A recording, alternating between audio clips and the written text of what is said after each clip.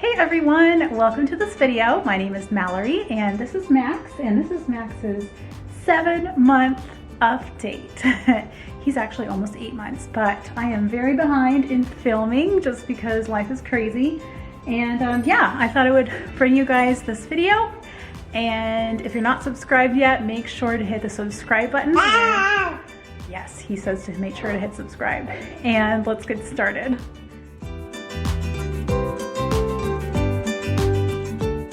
So we have so much to catch up on from month 6, or in month 7 from month 6. Buddy, can't move my camera. And I do want to do a separate video dedicated just to this topic. So I'm gonna kind of like skim over some details, because if I don't, this video is going to be really long and I don't want it to be super long. So basically, we went back to our pediatrician for a follow-up on his weight and an appointment with a lactation consultant. He actually had lost 0.4 ounces from the appointment 6 days earlier, so that was not good. The lactation consultant, we couldn't come up with anything that was really like causing him not to gain weight, and the pediatrician also seemed a bit puzzled. It seemed like we were at the end of our rope. In so many words, like he didn't come out and say, you need to start formula, but basically I needed to start formula with him. I didn't feel like as devastated as I thought I would be. I think maybe I was just in shock. So I started doing research, one on more wholesome formula. And then I also had talked with my mom about what to do. And she encouraged me to just keep pushing and keep looking. And something I knew that I wanted to look into is if he had a lip and or tongue tie.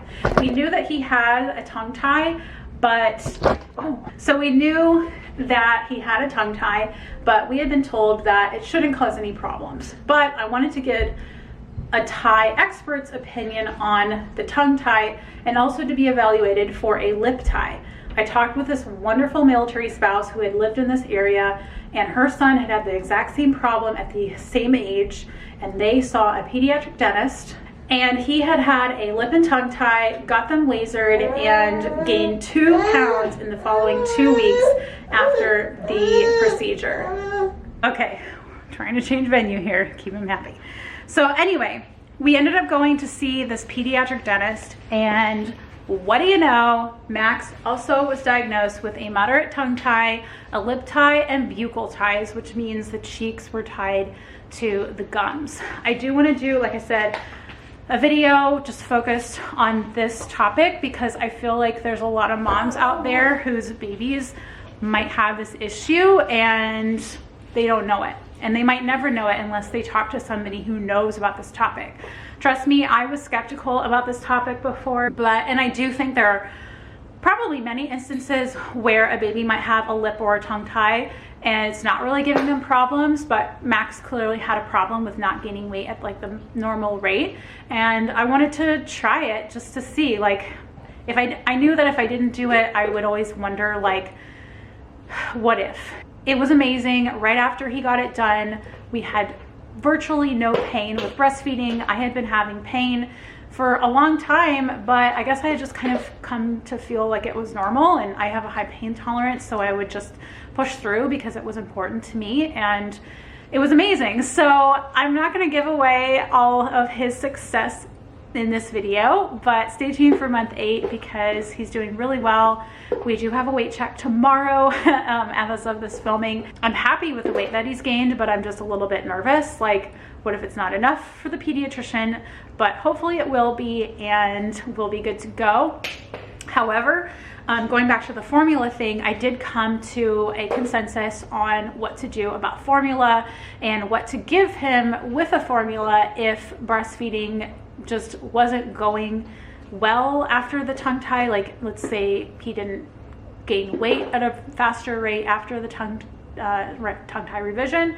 And I ended up going with this company called Mount Capra. I found them actually kind of accidentally. I followed a blog post link from an email I got. So in that moment, I wasn't even on the search for a healthy formula. So Mount Capra, they're a family owned business. They have a family farm and they sell a goat milk formula kit. It's not a pre-mixed formula can. They basically, you buy this kit from them and they send you everything that you need to make your own formula, other than the water, of course. And so it's like goat milk powder, goat milk lactose, goat milk ghee, several other oils, vitamins, all this stuff that you just mix up into a bottle with warm water, and you have a homemade formula that is real food ingredients. It is not cheap. It's like $129 or maybe a little more than that for the initial kit. But in my opinion, if I wasn't gonna solely breastfeed, I knew that I wanted to give Max a formula that I could feel good about. It would be ingredients that I would put into my body.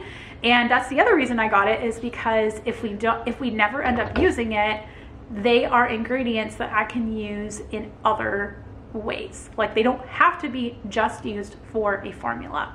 So that gave me peace of mind with that aspect.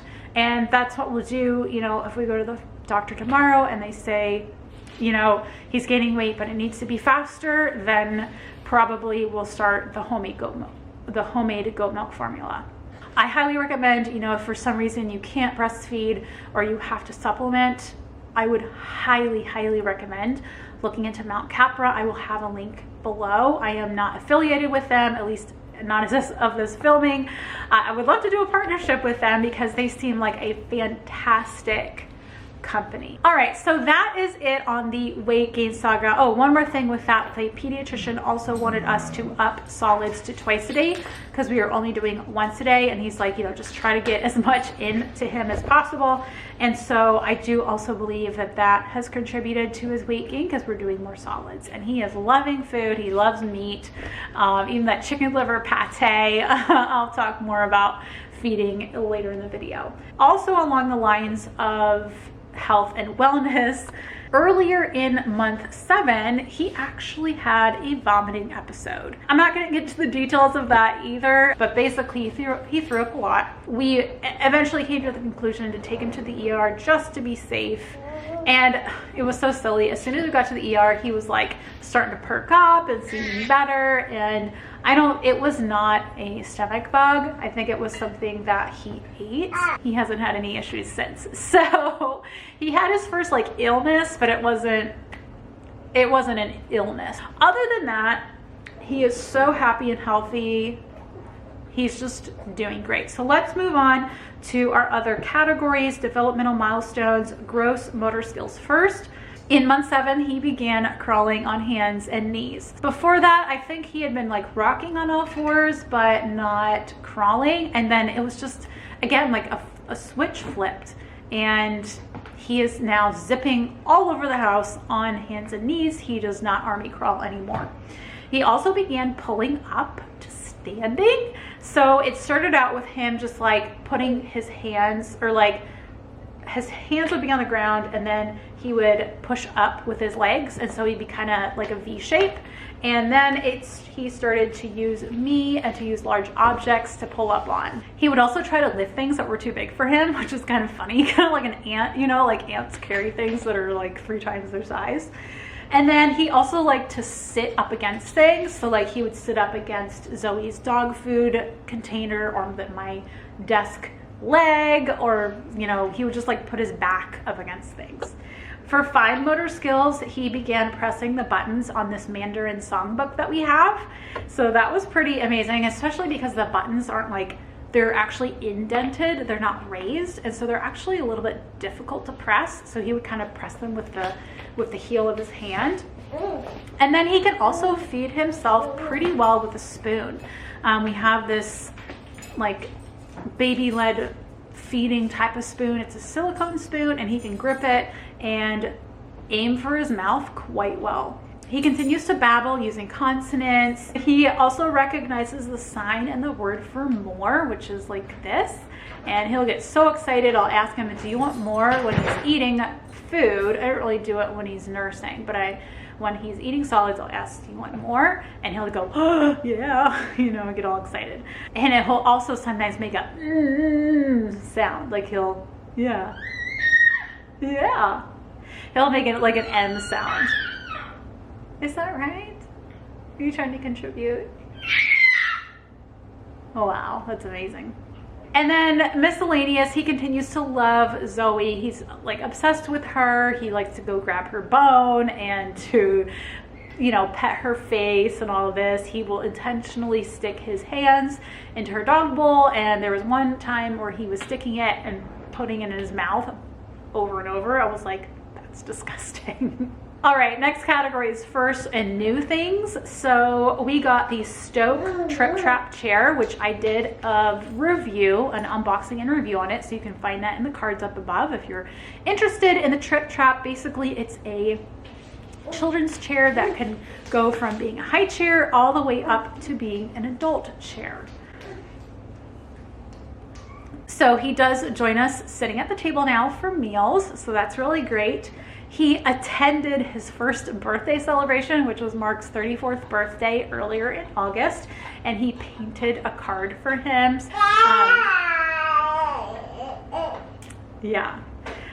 This is another thing that he likes doing. If you guys can see, that's my tea cart, and there are tins of tea in the bottom, and he just really loves pulling them out, and it's like a treasure basket for him.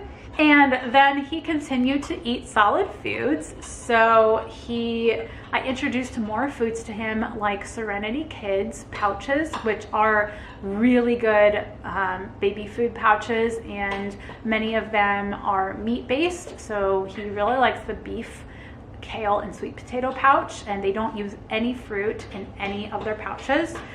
We introduced kale, applesauce, banana, and kale stem. So just like gumming the kale stem. And he just loves eating. And the last category is sleep. It's going really well for the most part. I feel like month 7 was better than month 8 has been. So I'll save that for the next video. But it went pretty well in month 7. I started waking him up at night to do a dream feed before I go to bed. And, you know, I go to bed super late. So it's kind of like a middle of the night feed for him, just so that we can make sure to hit those 8 feedings in 24 hours. And if I do that, it's a lot easier to hit that goal. He went down a little easier. Some nights were a little more rough. I feel like we've had more rough nights in month 8, but anyway, getting ahead of myself. Some days he won't go down till like 9 p.m. So that seems a little bit late, but not every night. Some nights are earlier. Naps have still been hit or miss for month 7. Sometimes he'll be up for hours, like 4 or 5 or more hours, and he just won't want to nap. So every day is a bit different. Some days it'll be really amazing and he'll nap really well and I can get a lot of stuff done. And other days it's not so much. So you just kind of have to roll with it. And on the days where it's a really good day with regards to naps, you just got to make sure you get a lot of stuff done to make up for those days where you're not going to get so much stuff done. So anyway, that is month 7. It was a really eventful month with, the tie revision and really trying to work on weight gain and all of that. Also, I just realized that I really wasn't supposed to talk about the results of the pediatric dentist, because that technically happened in month 8. So I don't think I really talked very much about it. So I will talk more about it in month 8. Sorry guys, I'm really trying to get this done quickly. So that technically wasn't month 7, it was month 8, but we scheduled the appointment when we were still in month 7, or it was like right after. Pretend I didn't talk about that, so I'll talk about it again in month 8. And actually, this is a good opportunity to say, if you do have any questions about lip and tongue tie revisions, make sure to leave them in the comments below, because if you do have any questions about that, since I will be talking about it in the next video, in the month 8 video, if anyone has any questions about it, leave them for me, because then I will try to answer them in that video. Like when I'm talking about Max's issues, then I can address y'all's questions. Again, if you're not subscribed, I would love it if you would join my YouTube family. Hit the red subscribe button down below. I hope you guys enjoyed this video, and I will see you in the next one. Take care. Bye.